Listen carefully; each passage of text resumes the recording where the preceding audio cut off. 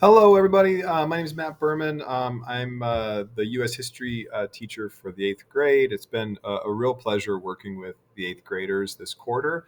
I'm excited I get to work with y'all again next quarter.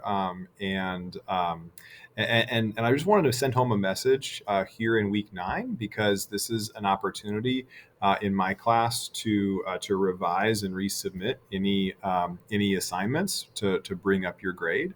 So instead of having a big final, we've been having assessments every single week up until this point.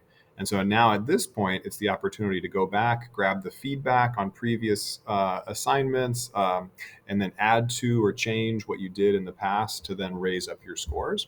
I really like doing this way because then everybody walks away knowing exactly what their final grade is, and hopefully feels really supported because you have the time and the one-on-one attention to be able to revise and resubmit. So I want to show you how that works, so I'm going to show you two kind of sample grade books. I've also just want to mention all the contact information that's here. So definitely feel free to reach out to me if you have any questions and if I can be of any help. Okay, so the first grade book I want to show you is a student that would have been meeting most of the standards and scoring pretty well. So this student has been working hard all quarter long. These are the 1, 2, 3, 4, 5 standards that we're assessing this quarter. And so if you click on the standard, you can see the assessments connected with it. And let's see, if you click on this one, you can see some of the assessments that were connected with it that were building up to this overall score for the standard. Okay, so if you expand them all, you can see, that the student has been working really hard and building up throughout the quarter. The one standard that's low I'll kind of collapse them all, is this one down here. Doesn't have a score for it yet. And this is the speaking and listening standard. And so we've had different discussions, but this student hasn't yet been able to assess for speaking and listening. So we will have a flip discussion tomorrow, a recorded discussion where you can build off your classmates' ideas, share your own ideas, ask questions, and that will be a way to get a standard score for this assessment. Excellent. The second one I want to show you is a student that's been working hard throughout the quarter, but has missed some assessments, and some of the assessments are just coming in with lower scores. And so overall, the overall score is at a D or a 1.3. And if we open up the grade book, we see that some of the standard scores are scoring well. Like this student actually is scoring pretty well on the speaking and listening standard, which is helping bring the grade up. But some of these standards are coming in a little low.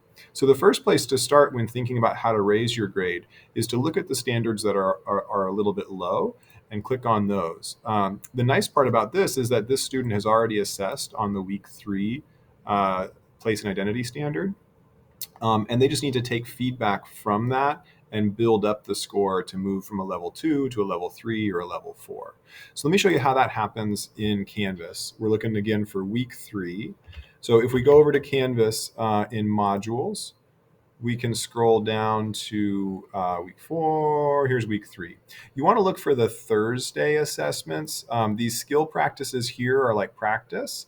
And then these are like game day. These are the ones that have a bigger impact on the grade. Okay, so in this, if you open up that assessment, this student would have some comments here because they've already turned this assessment in. You can also find those comments on the home page. If you scroll down underneath your to-do list, right here where it says coming up, it would say recent feedback. And so find the feedback that I was given to you on why you got a 2 instead of a 3 or a 4. What you did well already, what you need to add to it. Same for this other 1.5 standard. We should go in and see which week assessment is associated with that. It looks like this week 8 assessment is missing. NE means no evidence. So we'd want to be able to build that score up.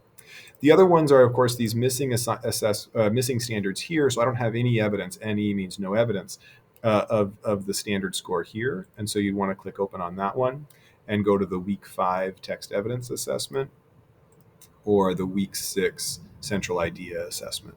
So those will be how you'd find the right assessments to focus on. And then in modules, you can find the assessment itself, week 8, week 7, week 6, that kind of thing. Hopefully this helps to build up, the scores, and people are able to walk away feeling good about what they're wrapping up with. This week, starting tomorrow on Tuesday, we'll have a flip discussion. Then Wednesday, Thursday, Friday is all just assessment, revise and resubmit. And so you can, put in something on Wednesday. I'll try and grade it as quick as I can. You can then, see your score and then revise it and try and turn it again on Friday if needed. And I just really like to work this way because people are able to then kind of build up their knowledge, as they work through these assessments. If you have any questions, definitely feel free to let me know. And I look forward to working with you again next week or next quarter after spring break. Have a good one, guys.